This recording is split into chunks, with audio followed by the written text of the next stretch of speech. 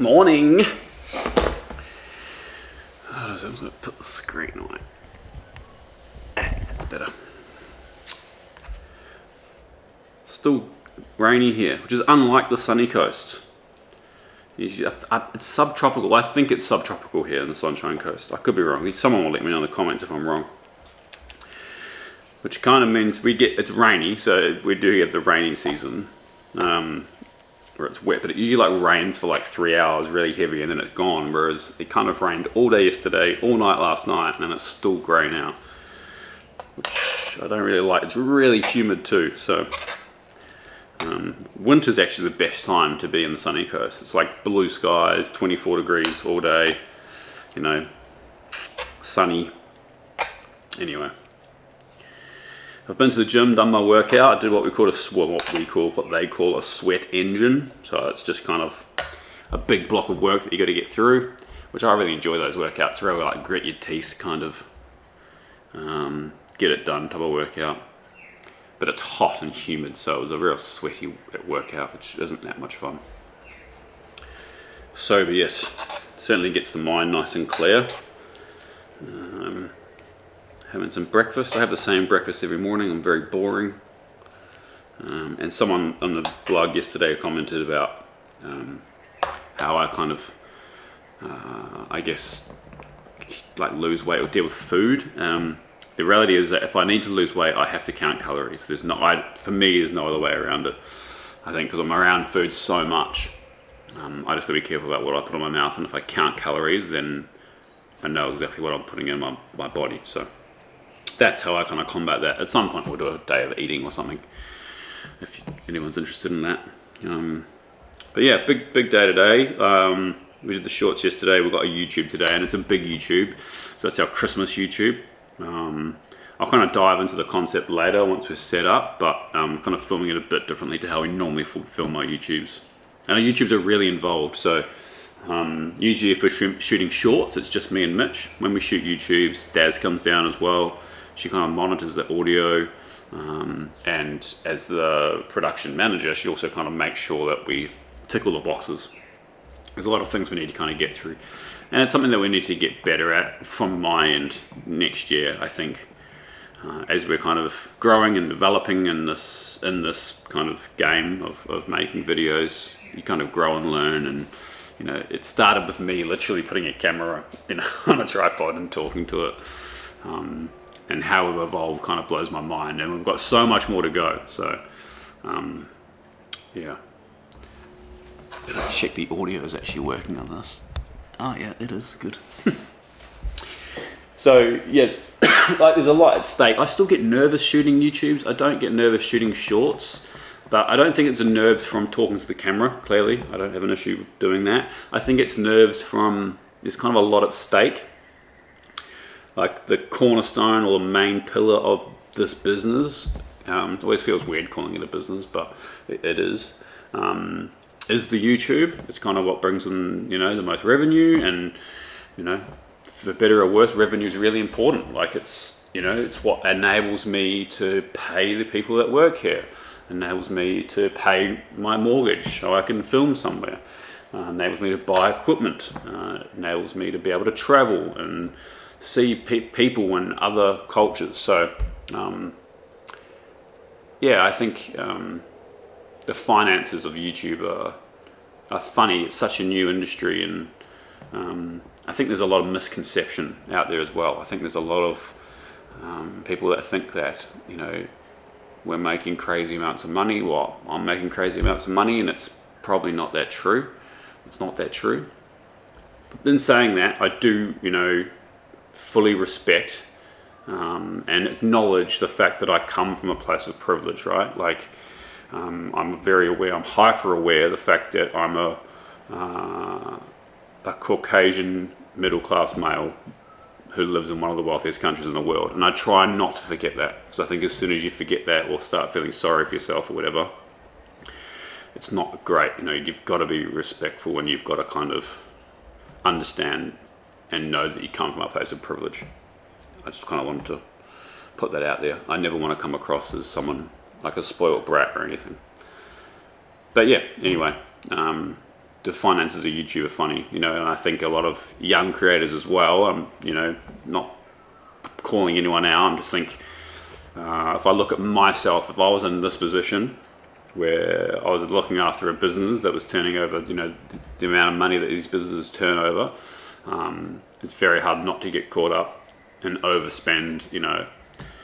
But you know, the reality is these businesses cost a lot of money to run, right? So you need to do ads, you need the YouTube AdSense, you need the brand partnerships, or they're just not feasible. Like it's that simple. So yeah, I think that's why I digress on this vlog so much, but I kind of like it. I think that's why I get nervous when I film YouTubes, because there's a lot riding on them.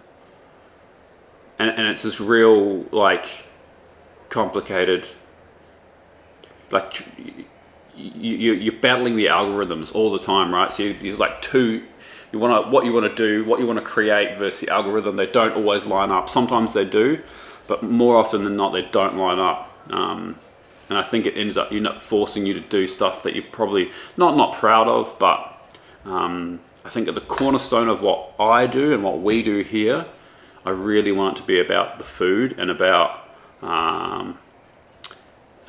educating and inspiring people to cook better food at home, or telling the stories around food, right? So that's where that origin series came from. It's like telling those stories, which, you know, I find fascinating, and that's the type of content that I like to watch.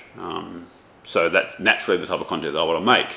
Now, the reality is that type of content's not performing particularly well in the grand scheme of things, right? Like, I think there's this really skew with kind of perception on what's good numbers anymore, right? When you've got, you know, Mr. Beast doing 100 million views in 24 hours, you know, but people kind of forget that those videos that Jimmy makes cost him millions of dollars, right? Like, it's wild, right? Like, and I think what Jimmy's done is fantastic. Now, I don't watch his content, not because I don't think it's good content, because it just doesn't appeal to me that particularly well. Every now and then I watch his content out of interest in YouTube, but you know, he kind of creates his content for a specific market, and that market's not me, and that's like, there's nothing wrong with that.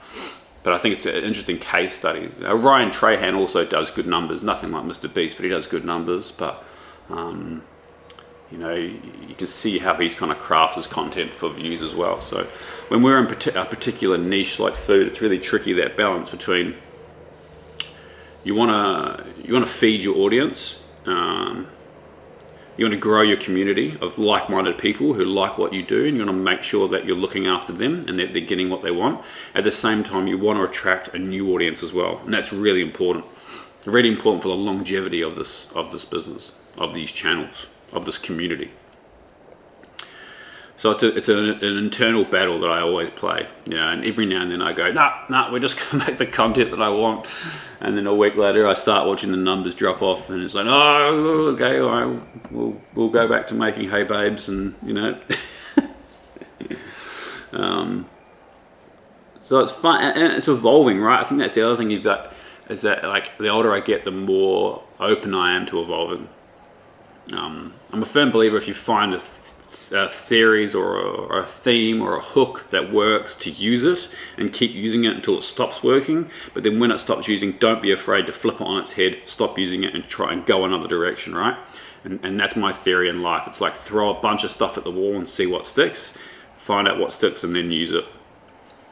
At the same time, if you've found something that sticks, don't just rely on that thing that's going to be your thing forever. It's going to need to change. You know, and I look at the, you know, like people in this industry, like who have done it for a lot longer. Like Gordon Ramsay's a perfect example. Gordon was a fantastic chef. There's no denying that. The guy knew how to cook. He came up in London, you know, in the real heyday of gastronomy in England. And people hang shit on England for its lack of gastronomy, but it's like the opposite. In fact, back then I think London was probably the best city in the world for food. You know, and then even until the GFC, kind of what was that, 2008? I think London's gastronomy scene was just incredible. There was a lot of money there, so you know, a lot of good restaurants. And anyway, I think Gordon came up. You know, he got his break on TV, and then his team or him, whoever's kind of behind that whole thing. I've never met Gordon, I don't know him, but have done a fantastic job to keep reinventing Gordon. You know, and you know, so I think he's got a couple of things. He's genuinely a good chef. He can cook. I think that's really, you know, one of the cornerstones of what's made him successful. He's fantastic on camera, and he hasn't been afraid to reinvent himself. And he's on all platforms, right? Like he's on the major networks in the US. He's on TikTok. He's on YouTube. He's everywhere. So, you know, love him or hate him, I know there's probably people in here that aren't fans of Gordon because of his, you know, the way he carries himself, and you know, I don't think there's a lot of, like, you know, negativity towards that style of management, I guess, or bullying, rightfully so. But you know, you got to take your hats off to him for the career that he's built, because he's done a pretty incredible job. But yeah, that's the type of stuff that rolls around my head. You know, at the end of the day, what I really want is to inspire people to cook better food at home and tell people stories around food. And I want to do that for as long as I can. And if that means I have to reinvent myself, I have to keep reinventing myself. And I think there's that realization that, like, I'm a little bit of a people pleaser. I like people to like me. I think that's pretty natural. I think that's pretty normal. But I realized a few years ago that not everyone's going to like me, and that's okay. You know, because if I look, you know, not everyone that I meet or come and I don't like, that doesn't mean I tell them that or anything like that. I just, you know, it is what it is. It's human nature. I think it's unnatural to be like, you know, to think that everyone in the world is going to like everyone. We've all got different opinions, and that's what makes the world beautiful.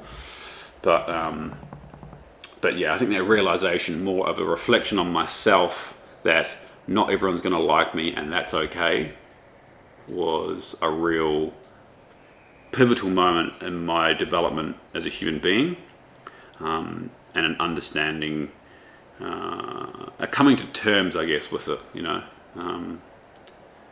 Yeah, maybe I'm getting old, I don't know. I think about this stuff too much. Yeah. At the end of the day, if people don't like you, it's okay. It's okay. Just continue doing what you're doing. The most important thing is to be true to yourself and be honest.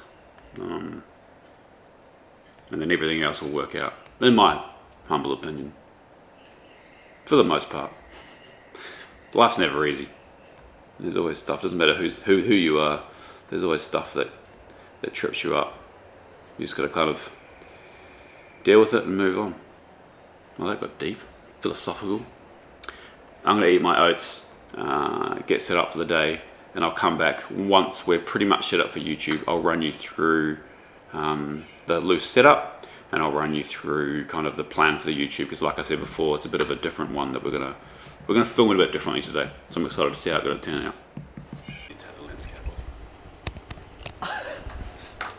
I've never used one of these before. All right, we are in the midst of shooting a YouTube, and I just kind of wanted to show you, well, I'm peeling potatoes, it's really interesting, kind of what's going on. So I said earlier, we're doing this differently. We're kind of shooting it to time because it's a Christmas special. So we wanted to kind of show the time as it would really be, which is really different to how we normally do YouTube. So that's not a very nice potato. And it's causing Mitch to have a mild panic attack. So, nah, just joking. But Mitch, do a little 360 and just let's run through kind of how we're set up from gear wise. All right, we'll go left. No, we're going to go counterclockwise. Working smarter, not harder today, so the gimbal's holding itself up. A little bit of a time lapse. So that's just a tripod. A camera here. Fact checker, we're not going counterclockwise. Good shot of Andy there. Nice tight shot of Andy there, if that wants to grab focus, which I don't think it does. It looks like that, a bit tighter. Couple of lights, overhead mic. Andy's all mic'd up, so hopefully that's nice and clear. And sound blankets. This is the circle of trust. This is how many notes he needs to get a recipe right. 2 ovens. He's a man, talented man. Just gotta remind him he's got 2. Sound blankets, because all the hard surfaces gives us crazy noise, echoes. That was bad English, but you know what I mean. Thank you, Mitchell. All right, we'll come back once we're done to see how it went. At the moment it's going all right, but it's early days. Ooh, 11 o'clock, mate. We We need to go. we need to go. Okay, so shoot's done. Went pretty well. I got everything up on time because it was kind of to time, which was good. Everyone's eaten. It's now, which is really late for us. It's 4:15, and we're still doing. The girls are still doing dishes. So they should shoot. So there's Dad's in a world of pain. This is nothing. I reckon I've already done probably twice that much already. I agree. She's Yeah. done well. Down to the end parts. And Babe's on the drying. I got the Good, the easy job. All hands on deck today. Daz loves the sink. She's good at it.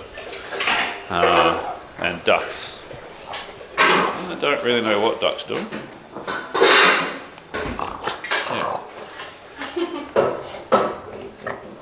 He's having a good time. That's what he's doing. Good one, mate. Well done. Anyway, we'll get this kitchen finished, sorted. We should be done in the next 45 minutes. And then I probably should check my emails and do some of that stuff, and then I'll sign off from you lot. All right, that's it. Another day done. Well, most of this day's done. YouTube's filmed. It was a big shoot. That took it out of me. I'm pretty exhausted now.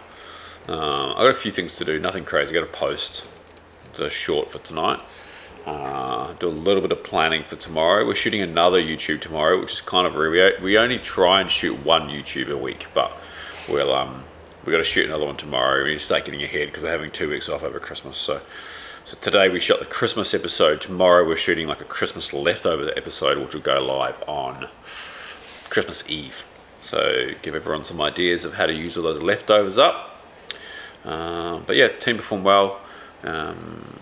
As always, there's a lot of data today. I think there's like 600 gigabytes of data. So it's like, 3 cameras running 4K for like 4 hours. So yeah, that'll be a fun one for Caleb to sort through.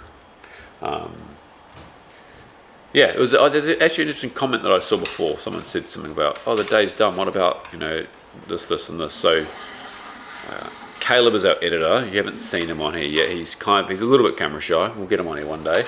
But he works upstairs in the office and he edits all day long. So that's who does that. I do the shopping before or after work on Mondays, and then like you saw in today's video, everyone chips in and does the washing up. And Mitch, while we're doing washing up, Mitch is moving data. So there's a crazy amount of data that we produce from cameras, and doing what we do is wild. So we've got a massive NAS, or network, internet-based network. It's like, 60 terabytes upstairs. That's backed up to the cloud every night as well. Yeah, crazy amounts of data. I think we do about a terabyte a month, which is pretty wild, if not more. Anyway, that's enough rambling for me today. We'll see you tomorrow for another YouTube day. Peace.